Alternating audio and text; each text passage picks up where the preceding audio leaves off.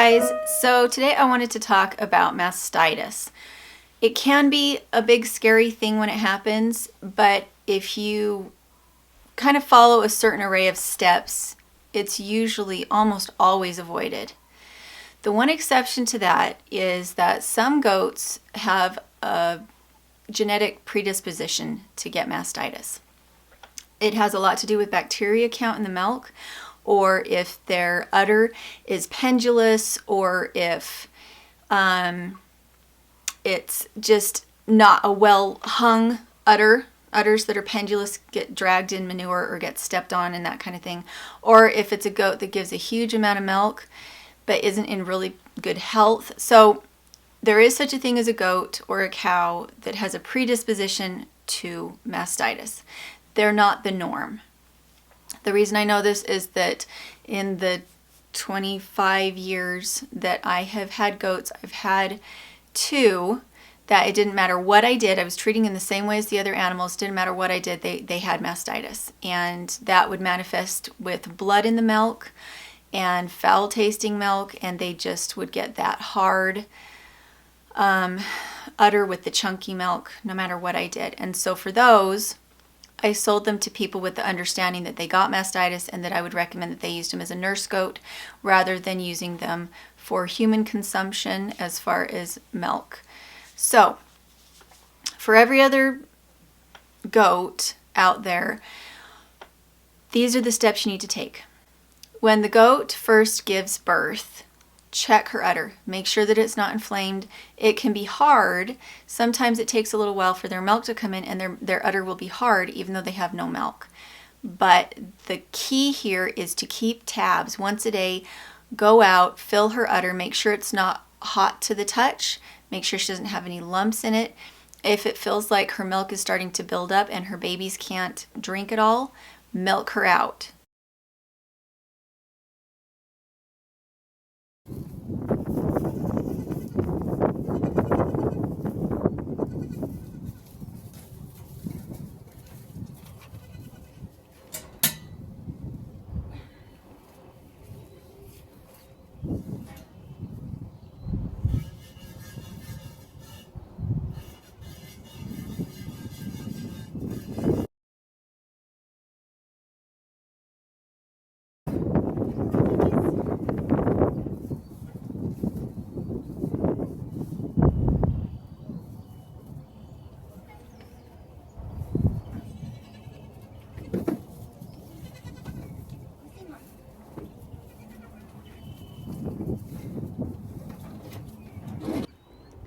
And babies are happy and she's happy and I'm happy because I only have to milk once a day. You can save the milk. At that point it would be colostrum. You can save the colostrum in jars and keep it in the freezer in case sometime you need to be able to use some colostrum for a baby for whatever reason. So this is the first thing. Modern day goats are not like their wild ancestors or wild cousins. They're not mountain goats. They're not goats out on the savannah. They are dairy goats if you're milking a goat. And that means that if you're getting more than about 2 cups a day out of your goat, a full-size goat, she has been bred to give a lot more milk than nature intended for her to give. And if you can milk her easily and her teats are nice and long, her udder and her teats are much larger than nature intended for her to have. That a baby goat does not need a long teat like this to be able to nurse. They need a little teat like this. And they are not used to an udder that hangs down past mama's knees. They're used to an udder that would be up very high, tucked in next to the body, like, for instance, a deer or a horse. And so what we have is an animal that needs to be maintained and kept a close eye on, because these babies are not going to be able to drink all of her milk. And because they can't drink all of her milk, she is going to get a buildup of milk. And if she has one teat that's easier to get milk out of than the other, the babies will all congregate to that one teat and drink only off that one teat, which means that that other side is not getting milked out. She still has the urge to produce milk, and so she's producing more and more, and that half of the udder will not get nursed. So it doesn't matter how many babies you have on that mama. You have to check every day to make sure that she's getting milked out thoroughly and that she's not getting hard spots or hot spots. For instance, my goat Empress, she gives 1.5 gallons of milk a day. She only has 2 babies, so they're getting huge and big and beautiful and strong. But one side is definitely easier to milk out than the other. Because she's giving so much milk, they feel absolutely no urge to go try and find more milk on the other side. And so after she'd been milking them for a couple days, I was keeping an eye on her, and it appeared that they were nursing on both sides. But then I started to see that one side was staying a little bit fatter than the other. At that point, what I did is I took the babies and secluded them from her at night. And then I would milk her out really thoroughly in the morning so that she didn't have any milk left. And then I would let the babies out. Now, because there wasn't any milk left, it meant that they were hungry and they were willing to go to that other side to find milk, at which point they each picked a side and stuck with it. And that's what you have to do if you have a high production goat and you want to leave the babies on them. The other trick that you need to recognize: when mama first starts milking, you don't want to be heaping grain on her and hot feed of any kind, like alfalfa. Alfalfa is very hot. It produces high quantities of milk, and grain does the same thing. If you give her these high quantities of grain at the beginning, then her milk comes on in a rush. Your hands are sore, the babies can't keep up with it. Instead, what you want to do is keep her off the grain and keep her off the hot feed. Give her grass hay as she's starting out. Let her milk build up slowly so the babies can keep up and so that your hands don't get sore. If she does get engorged and you can't milk her easily enough, just doing it with the babies, doing it most of the day and then you just taking the milk once a day, you need to up the number of times that you milk. If 2 times a day isn't enough, you need to up it to 3 times a day until her milk production evens out. And it just means that you have to keep track of it. If she's really, really full and sore every time you come out to milk her, it means you're not milking her often enough, or you need to cut back on something. The way that I cut back on grain without having her pitch a fit and not wanting to stand for me is that I give her food that's not hot.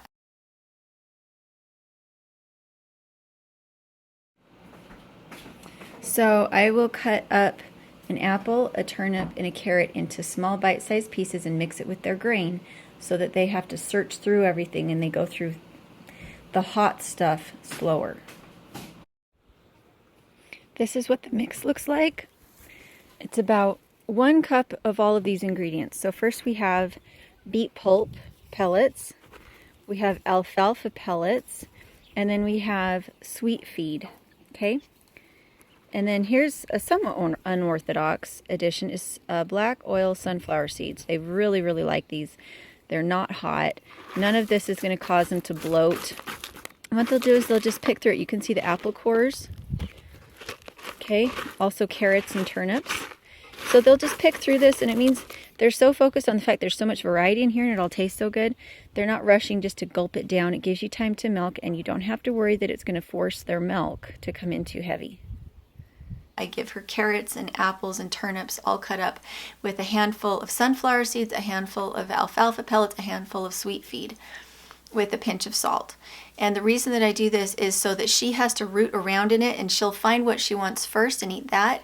And then she'll think of something else that she likes in there, but it keeps her mind occupied away from the fact that it's taking me forever to milk. So make sure that if you have a goat that's really sassy that way, and if there's not grain in the bucket, she won't keep her feet down, that's the best way to do it, is to give her a huge variety in that grain bucket with none of it hurting her or bringing milk production up too much.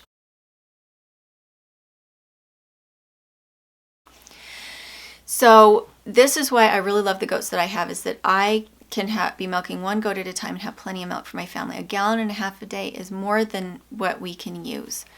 And it means that my hands don't get as sore. So there is something to be said for purchasing really high quality breeding stock and breeding up, because then you have less feed that goes into them.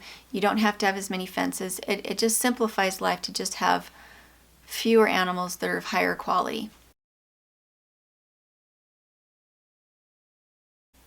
The other thing is that It is exceptionally easy for an inexperienced milker or a child to give a goat mastitis. Your hands are sore, if your hands are small, if you have arthritis, all of these can lead to mastitis because of the way that you milk. If instead of pinching off and then squeezing down, you're kind of half pinching off and then just squeezing, you can shoot milk back up into her udder. And you can make her sore just with your technique. And so I highly recommend, as you're starting to milk your goat, that you leave the babies on. That way, if you're not able to get all the milk out and you're not doing a terribly wonderful job at it, that the babies will help clean her out, and you guys can kind of tag team on her to make sure that she's getting emptied out all the time. Again, it doesn't matter if you have 2 babies or 4 babies. You have to keep track that they're emptying both sides out equally. And I have had babies that have nursed incorrectly on her teats and left sores. If that happens, you need to pull the babies off and only be milking by hand. And I do occasionally use penicillin, but usually I find that if I use essential oils in a mix of coconut oil and carrot seed oil and almond oil, that I then put in clove and frankincense, tea tree oil. If I put those 3 oils in, it smells heavenly. It smells really, really good. You just put some on your hands when you go out and milk. I had one goat that had gangrene, not gangrene, she had staph on her teat. That she'd had the sore from the babies, and then it had developed into staph. And so it was a pretty big deal. And that's what I did, is I put that on her teats. It got worse when I put bag balm on it. Bag balm will actually seal bacteria in because it's very goopy. It won't let the air get to the sore. And so I find that if I'm going to use bag balm, I use it as a pre-milk application. So I wash her teats, I put a little bit of bag balm on my hands, and then I milk.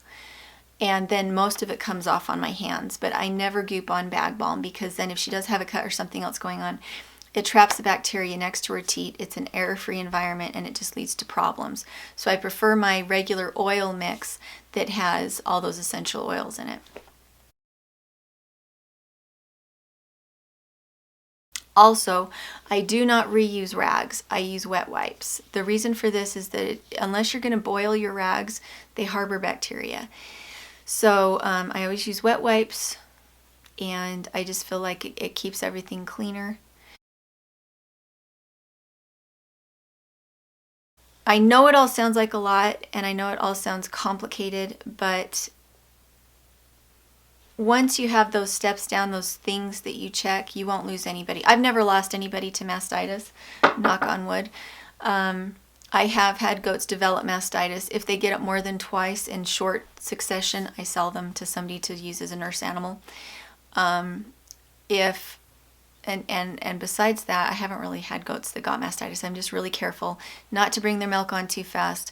Make sure I'm not feeding them hot feed, and just to double check when they're nursing that their udder is in good condition. When you do get mastitis, if you ever do get mastitis, this is how I handle it. I go out and milk them frequently, several times a day, so that that milk never builds up. So rather than, if they get mastitis, going out and milking twice a day, I go every couple hours and I milk them out. I have that good oil stuff on my hands, and then I will also take hot water and vinegar, and I'll get a clean towel, and I will rub their udder with that vinegar and hot water mix to help loosen up all the gunk that's in there. And I make sure that I milk them out thoroughly every time. We don't keep the milk, obviously. The way that you would see the mastitis would be chunks in your milk, foul smell, or blood. It can also show up as a brown color, a brown sediment in the bottom of your milk. That's what it will look like. But if you have a goat that has foul milk, sell her to somebody else to use as a baby feeder. There are goats out there that have amazing sweet milk that's as good or better than cow's milk, and the only way that you find them is to look really, really hard and just not to settle for nasty tasting milk, because it'll turn you off to goats if you have to do all this work and it's not good milk. So hopefully that was helpful. If any of you have questions, make sure to ask, and like, share, and subscribe. And we'll talk to you later. So between my 2 goats, milked once a day, this is how much milk I'm getting. And they still haven't come into full production yet.